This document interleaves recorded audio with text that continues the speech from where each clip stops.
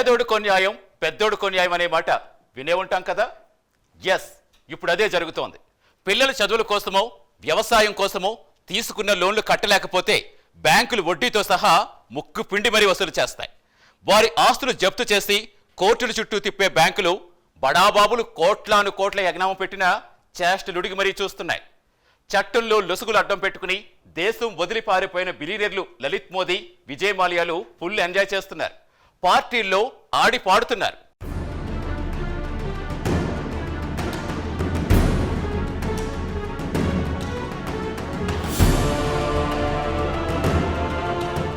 భారతదేశ చట్టాల నుంచి తప్పించుకుని లండన్లో తలదాచుకుంటున్న వివాదాస్పద వ్యాపారవేత్తలు లలిత్ మోదీ, విజయ్ మాల్యా మరోసారి వార్తల్లో నిలిచారు. తాజాగా లండన్లో జరిగిన ఓ విలాసవంతమైన పార్టీలో వీరిద్దరూ కలిసి పాటలు పాడుతూ ఎంజాయ్ చేస్తున్న వీడియో సోషల్ మీడియాలో వైరల్ అయింది. భారత్లో తీవ్రమైన ఆర్థిక నేరారోపణలు ఎదుర్కొంటోన్న ఈ ఇద్దరు ఇలా బహిరంగంగా సంబరాలు చేసుకోవడంపై విమర్శలు వెల్లువెత్తుతున్నాయి. విదేశాలకు పారిపోయిన ఈ ఘరానా ఆర్థిక నేరగాళ్లు I did it my way అనే పాట పాడుతూ స్టెప్పులు వేయడం నెట్టింట వైరల్ అవుతోంది. కామన్వెల్త్ కుంభకోణం, మనీ లాండరింగ్ కేసులో నిందితుడు ఐపీఎల్ మాజీ చీఫ్ లలిత్ మోదీ ఉన్న లండన్లోని తన ఇంట్లో ఇచ్చిన ఓ పార్టీకి 9,000 కోట్ల మేర బ్యాంకు రుణాలను ఎగ్గొట్టిన కింగ్ ఫిషర్ అధినేత విజయ్ మాల్యా హాజరయ్యారు. మాజీ క్రికెటర్ క్రిస్ గేల్ సహా 310 మంది అతిథులు ఈ పార్టీలో పాల్గొన్నారు. ఈ విందులో లలిత్ మోదీ, విజయ్ మాల్యా కలిసి ఫ్రాంక్ సినట్రా పాడిన ఐ డిడ్ ఇట్ మై వేను ఇద్దరూ కలిసి పాడారు.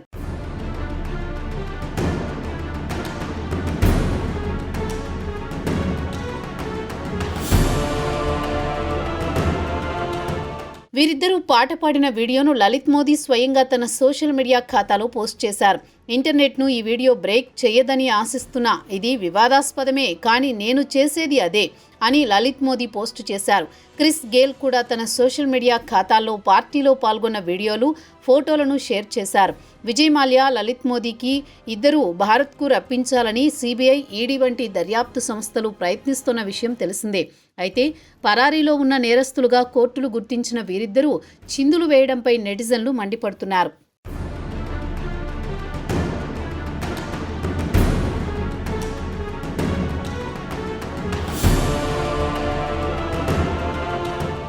విజయ్ మాల్యా అంటే ఒకప్పుడు కింగ్ ఆఫ్ గుడ్ టైమ్స్. మద్యం వ్యాపారంలో ఉన్నంతకాలం ఆయనకు తిరుగులేదు. ఎప్పుడైతే మాల్యా ఎయిర్లైన్స్ ప్రారంభించాడో అప్పుడే అతనికి గడ్డు పరిస్థితి దాపురించింది. మద్యం, ఏవియేషన్, రియల్ ఎస్టేట్, స్పోర్ట్స్ రంగాల్లో విస్తృత సామ్రాజ్యాన్ని నిర్మించిన మాల్యా హై ప్రొఫైల్ వెంచర్లు, ఆర్సీబీ యాజమాన్యం, ఫార్ములా 1 స్పాన్సర్షిప్ ఒప్పందాలతో వ్యాపార ప్రపంచంలో ఒక ప్రత్యేక వ్యక్తిగా నిలిచారు. కాంగ్రెస్, బీజేపీ ప్రభుత్వాలు తమ స్వప్రయోజనాల కోసం తనను వాడుకున్నాయని తాజాగా మాల్యా ఆరోపించారు. బ్యాంకుల నుంచి తాను తీసుకున్న రుణాల కంటే ఎక్కువే చెల్లించానని, అయినా తనను ఎగవేతదారుడిగా ముద్రవేశారని వాపోయారు. తాను ఇండియా నుంచి పారిపోలేదని, అనుకోని పరిస్థితుల్లో స్వదేశానికి దూరమయ్యానని చెప్పారు. తనపై మోపిన అభియోగాలపై నిష్పక్షపాత విచారణ జరుపుతామని భారత ప్రభుత్వం హామీ ఇస్తే స్వదేశానికి తిరిగి వస్తానంటున్నారు. కింగ్ ఫిషర్ ఎయిర్లైన్స్ పతనం 2008 ప్రపంచ ఆర్థిక సంక్షోభం కారణంగా జరిగిందని చెప్పుకొచ్చారు. తాను దేశం నుంచి పారిపోలేదని, ముందుగా నిర్ణయించిన పర్యటన కోసం లండన్ వెళ్లానని చెప్పారు. ఆ తర్వాత తిరిగి రాకపోవడానికి అనేక కారణాలున్నాయన్నారు మాల్యా. తాను ఎంతమాత్రం దొంగను కాదని చెప్పుకున్నాడు మాల్యా.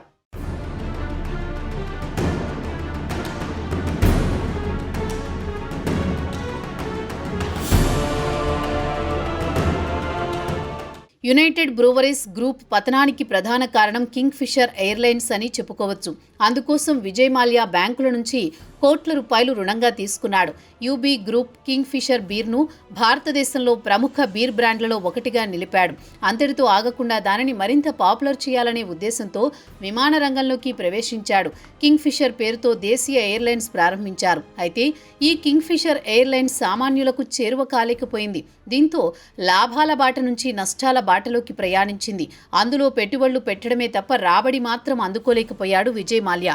అప్పులు తట్టుకోలేక కింగ్ ఫిషర్ ఎయిర్లైన్స్ను డెక్కన్ ఏవియేషన్లో 2007లో విలీనం చేశాడు. దీంతో అంతర్జాతీయ విమానయాన రంగంలోకి కూడా ప్రవేశించాడు. అయితే విజయ్ మాల్యా తీసుకున్న ఈ నిర్ణయం తప్పు అని కొద్ది కాలానికి అతనికి తెలిసి వచ్చింది. ఫలితంగా 2012 నాటికి కింగ్ ఫిషర్ ఎయిర్లైన్స్ పీకల్లోతు అప్పుల్లో కూరుకుపోయి ఉద్యోగులకు జీతాలు చెల్లించలేని పరిస్థితికి వెళ్లిపోయింది. ఈ పరిణామాలతో 2012లో కింగ్ ఫిషర్ ఎయిర్లైన్స్ లైసెన్సును డీజీసీఏ రద్దు చేసింది. అప్పటికే విజయ్ మాల్యా 9,000 కోట్ల అప్పును కింగ్ ఫిషర్ ఎయిర్లైన్స్ కోసం చేశాడు.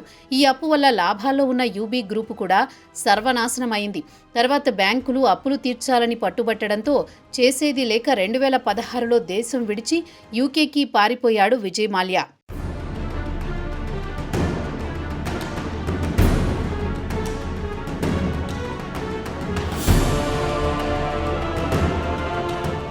రెండు 2005లో ప్రారంభించిన కింగ్ ఫిషర్ ఎయిర్లైన్స్ 2008 గ్లోబల్ ఆర్థిక సంక్షోభం తర్వాత ఆర్థిక ఇబ్బందులను ఎదుర్కొంది. చివరికి 9,000 కోట్లకు పైగా రుణాలు డిఫాల్ట్ అయ్యింది. 2012 నాటికి 2017లో ఎయిర్లైన్ కార్యకలాపాలు నిలిపివేసి వెళ్లిపోయారు. ఈ ఆరోపణలన్నింటినీ మాల్యా ఖండించారు. తాను చెల్లించాల్సిన 6,200 కోట్ల అప్పు ఇప్పటికే రికవరీ అయ్యిందని ఫిబ్రవరిలో కర్ణాటక హైకోర్టుకు సమర్పించిన నివేదికలో మాల్యా పేర్కొన్నారు. తన నుండి యునైటెడ్ బ్రూవరీస్ నుండి ఇతర సర్టిఫికేట్ రుణగ్రహీతల నుండి రికవరీ అయిన మొత్తాలపై డీటెయిల్డ్ ఖాతా స్టేట్మెంట్ ఇవ్వాలని ఆయన డిమాండ్ చేస్తున్నారు. వివిధ బ్యాంకుల నుంచి ఆయన తీసుకున్న 6,700 కోట్ల అప్పులకు సంబంధించి 14,000 కోట్ల ఆస్తులను వేలం వేసుకున్నారని స్వయంగా ఆర్థిక మంత్రి నిర్మలా సీతారామన్ పార్లమెంటులోనే చెప్పారు. మరి తాను ఎందుకు దొంగనవుతా అని మాల్యా ప్రశ్నిస్తున్నారు. ఇదేదో లాజికల్గా ఉండడంతో ఆయనకు మద్దతు పెరుగుతోంది. ఈ కారణంగా కేంద్ర ఆర్థిక శాఖ ఓ ప్రకటన విడుదల చేసింది. మాల్యా అసలు కట్టాడు కానీ వడ్డీలు, జరిమానాలు, ఇతర ఛార్జీలు కట్టలేదని, వాటికి సంబంధించి ఇంకా బాకీ ఉందని ప్రకటించింది. అయితే మాల్యా ఆస్తులన్నీ వడ్డీలకు, జరిమానాలకు సరిపోయింది. ఇప్పుడు ఆయన అసలు కన్నా ఎక్కువగా కట్టాల్సి ఉందన్నమాట. అందుకే ఆయనను రప్పించడానికి ప్రయత్నిస్తున్నారని అంటున్నారు.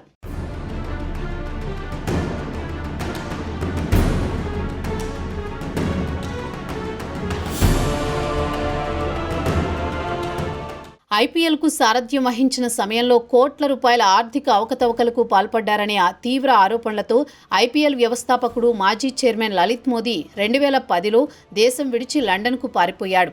అప్పటి నుంచి ఆయన అక్కడే తలదాచుకుంటుండగా లలిత్ మోదీని భారత్కు రప్పించేందుకు అధికారుల ప్రయత్నాలు కొనసాగిస్తున్నారు. ఐపీఎల్ చైర్మన్గా ఉన్న సమయంలో ఫెమా నిబంధనలు ఉల్లంఘించారు.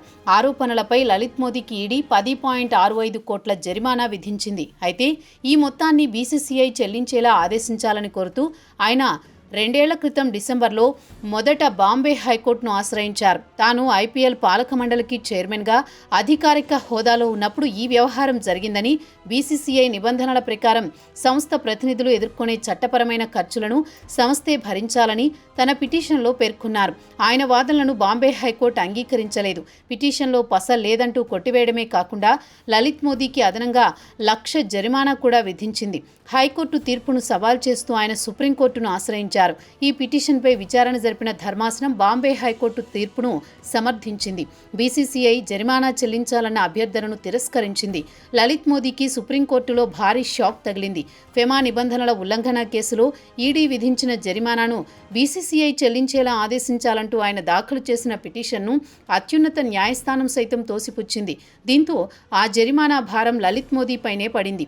ఈడీ కేసులు నమోదు కావడం, దేశం విడిచి వెళ్లారు. ఫెమా మనీ లాండరింగ్ కేసులు అతను విచారణ ఎదుర్కొంటున్నారు. అతన్ని అప్పగించాలని భారత్ అనేక సందర్భాల్లో బ్రిటన్ను కోరింది. కానీ అతను బ్రిటిష్ రెసిడెంట్గానే కొనసాగుతున్నారు. రాజకీయ దురుద్దేశంతో తనపై కేసులు నమోదు చేశారని లలిత్ మోదీ ఆరోపిస్తున్నారు.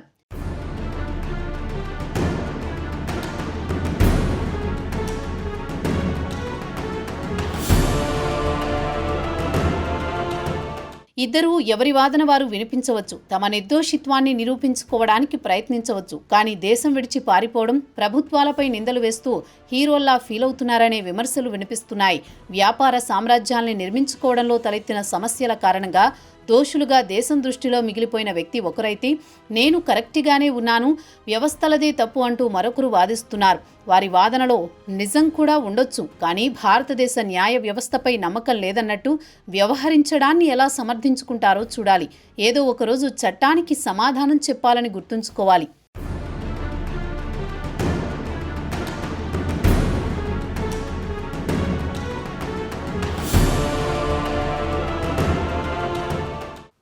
ఒకరేమో 9,000 కోట్ల రుణాలు ఎగ్గొట్టి విదేశాలకు పారిపోతే మరొకరు మనీ లాండరింగ్ సహా పలు ఆర్థిక అవకతవకల ఆరోపణలతో విదేశాలకు వెళ్లిపోయారు. ప్రభుత్వాలు తలుచుకుంటే కలుగులో ఉన్న ఎలుకలను ఖండాంతరాలు దాటి నేరస్తులను తీసుకొచ్చి చట్టం ముందు నిలబెడతాయి. అలాంటిది ఇద్దరు ఆర్థిక నేరస్తులు కలిసి ఒకే పార్టీలో చిందులేస్తూ సోషల్ మీడియాలో వీడియోలు పెడుతున్నారంటే కనీసం ఇసుక రేయడంత భయం కూడా వాళ్లకు లేదనేది స్పష్టమవుతుంది.